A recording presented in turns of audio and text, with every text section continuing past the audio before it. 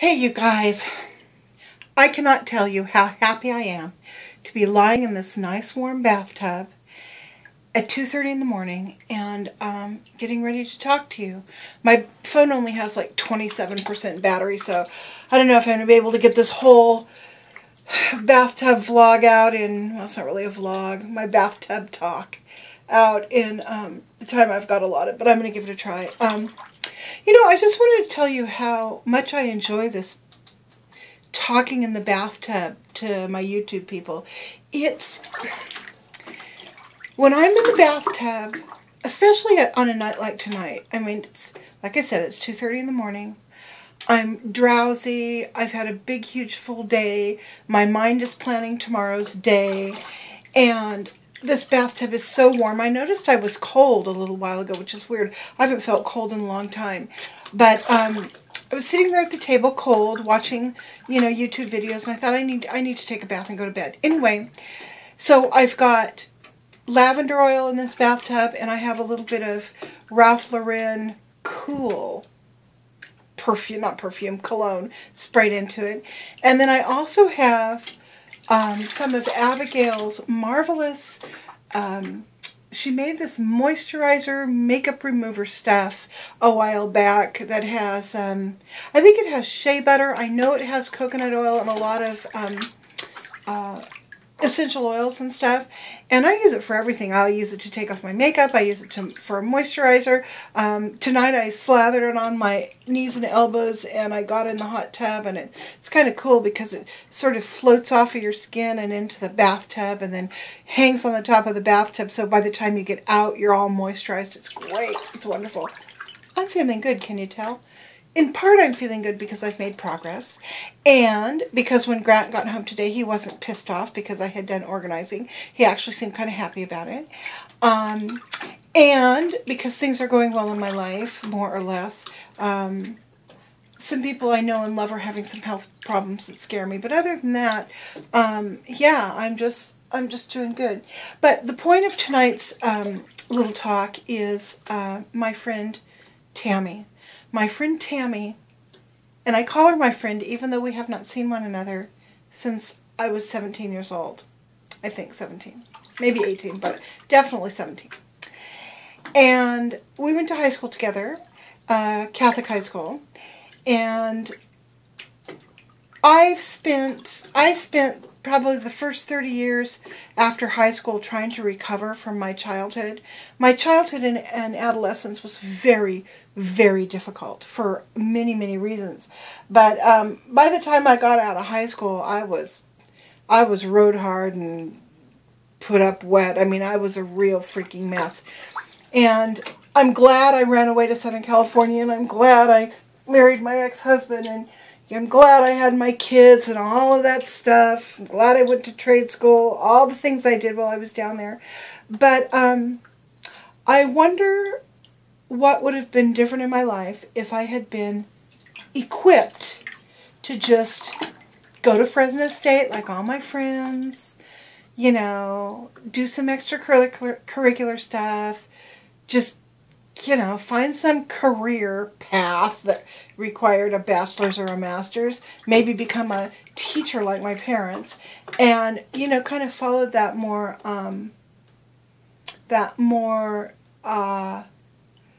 conventional path that so many of the people that I went to high school ended up doing, at least if you can believe what's on everybody's Facebook pages. And I didn't. I have led an extremely unconventional life. Really hard at times, really wonderful at times. I've done so many different things in my life. I've tried to add up all the places I've worked. I can't even remember all the places I've worked. I was both pre-med for a while and enrolled in law school. Now, that's a pretty big well, it's almost a disambiguation, but it's a pretty big stretch from using one side of your brain to using the other side of your brain. And, notably, I didn't do either one. Backed out of my pre-med when I was a junior in college and ended up opening a clothing store, if you can believe that. And I was all, it was 3 weeks before matriculation at our local law school, and I was feeling like it was the wrong thing for me to do, and I didn't have a reason to explain it. My little voice was saying, you really don't want to become an attorney. You want to go to law school, but you don't want to be an attorney. So I called them and I said, you know what, I need a year to think about this. I'm not real sure that this is what I want to do. So I took some time, called them and said, hey, you know what, take my name off the roll. I'm really not, this isn't really what I want to do. And that's actually should be the subject of a whole other video. But my point is this: I've always lurched along to the beat of my own drummer. That, you know, never played in 4/4 time. I mean, we've always been in some weird modal scale 7/8 time. I mean, any of you guys who are musicians, you'll know what I just said. Yeah, I've really done some odd things. But you know what? I haven't done anything that I regret. No big things anyway. All of the big choices, where I live, what I did for a living, what I do avocationally, the people that I've met, the friends I know and love, the way I've treated people, I really feel good about it. The only thing I wish I could go back and change is how I raised my children, because, you know, I was a freaking mess at 20 when I had my first child, and it took me 2.5 decades to get my shit together. And, you know, my kids really suffered from my lack of, of being equipped. I mean, I don't know any other way to say it. I have a great relationship with my kids now, at least I think I do. I love my children. I am very proud of them, even though they're unconventional as well. I'm just sorry I didn't know how to be more of a mother bear with them. I'm also sorry that I didn't move up here to the foothills when my kids were young and put them into Sierra Unified School District, because the school district that they went to was very into sweeping problems under the rug. So, well, there's a lot of subtext, a lot of shit that was going on that, you know, that was not good for my kids, or any kids really. But up here, I mean, you know, you turn the clock back about 18 or 20 years up here. Everything's slower, and kids seem to stay children longer. There seems to be a lot less pressure to grow up quickly when you're up here. Not to say that these kids are naive or any of that. They aren't. I mean, they're with it people, at least all the ones I've met. But it's just a slower life. I mean, for California, it's a slower life.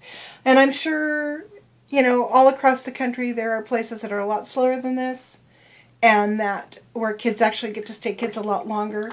I've not yet been across the country. However, we all know that's changing. I'm so excited. I just can't stand it. I'm just, you know, I don't know what to say.